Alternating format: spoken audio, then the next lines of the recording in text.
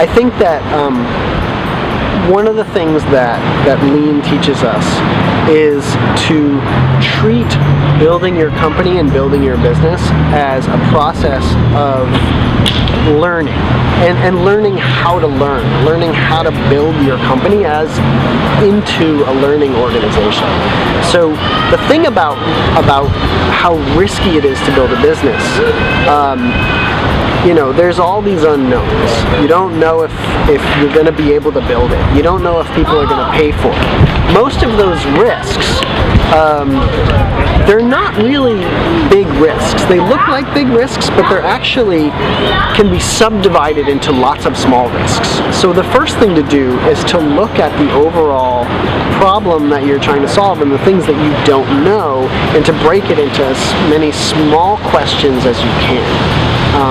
So that's reflected in the idea of doing lots of little iterations, So you build something small and you show it to a couple people and you try to get a feel for whether they're interested in something like that. Or you come up with sort of a proxy service for your product. Maybe instead of building the product, you do something manual that basically gives them the same value. And you can't scale it as a company, but what you're testing is that something of value to people? Will they actually pay for you to go and look up recipes for them and email them to them? Later you'll build an app, but maybe for now you just do this sort of manual thing to see if the market is even there for that value. So that's part of the process of taking what is essentially a large risk and breaking it up into smaller, manageable risks that you can probe with a little bit of effort and see what the answer is, and then feed that back into your process, and then take another little step. So it's all these little baby steps. To what extent do you actually test the idea and test while you're in the middle of it? Sure. At what point do you say, there isn't a market out there? I mean, how do you take rejection to not sway you away from actual pursuit of for that product or idea, whatever it is? Yeah. Because maybe the people are not your audience. Maybe you're just not asking the right people the right questions. Yeah, I mean, that's probably the hardest question of all, because there is no magical answer. And if anything is hard about being an entrepreneur, it's really that. It's knowing when to pivot and when to quit, right? And it can be really confusing. I mean, you don't want to quit too early, right? Like there's something about being an entrepreneur where they talk about it in the Steve Jobs biography about sort of the reality distortion field. He's sort of famous for that sense that you're so energetic and passionate about the idea that people begin to believe it who are around you and you talk to.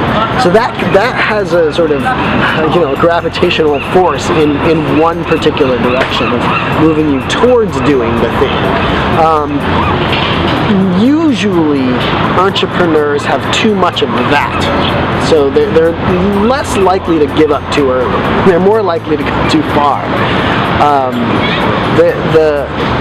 The learning aspect of doing iterations and doing lots of testing and experiments is a countervailing force.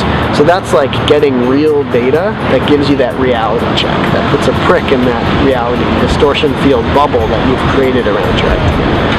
And I think it's really tough for entrepreneurs, and I've certainly experienced this as a consultant, working with clients that were really attached to their idea. Nobody wants to be told that their idea is not good.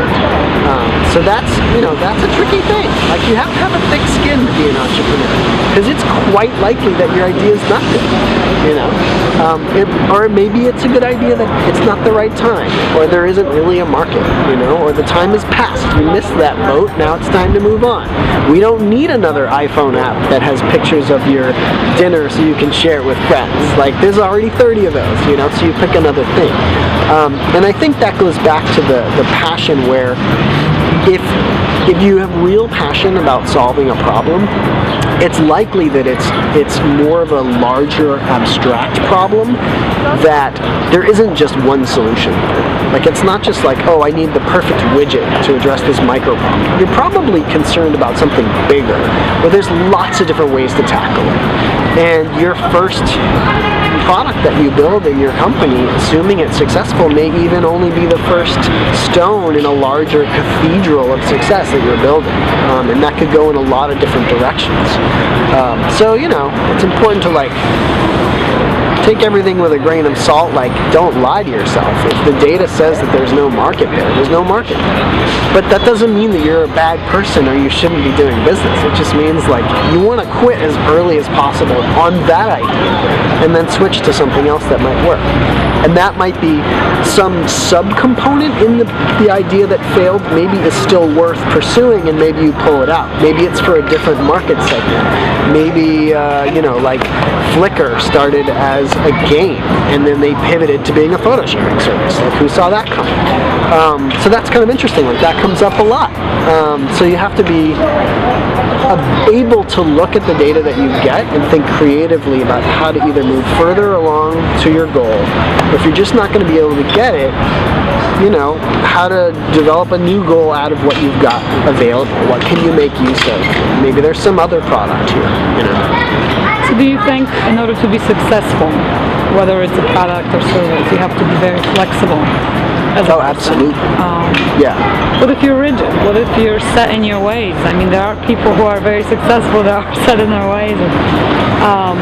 It's true, although I don't think, I haven't seen a lot of examples of rigidity in success as an entrepreneurial thing. I think you see examples of people that are really particularly good at one skill or one particular sort of job role, and they may climb to the top of that particular role. But that's not entrepreneurship. That's not thinking creatively about problems and solutions and markets and business. So that is truly the formula for an entrepreneur. You have to be creative. You have to almost walk around and see problems, and that desire to solve them is instant. Sure. Is it something that people can train themselves to do, or do you think that just comes with you in terms of personalities? I'm really not sure. I definitely think it takes a certain type of person. I'm not usually in favor of the idea that, certain things are natural or unlearnable. I think most things are learnable. But there is something, there's something to be said for a section of the population that is comfortable doing a particular job, not being really interested in uncertainty or risk, and being very good at that job and very happy and fulfilled in doing it. And I think, vast majority of people are employees for someone else and not in business for themselves. And for those people, I think that there are many cases in which more creativity and more freedom and flexibility could be injected into those jobs, and you get very good results from doing that. I'm definitely in favor of using entrepreneurship as a concept for overhauling regular work too. But as far as actually being an entrepreneur and starting a company yourself, it's really hard and it's really scary.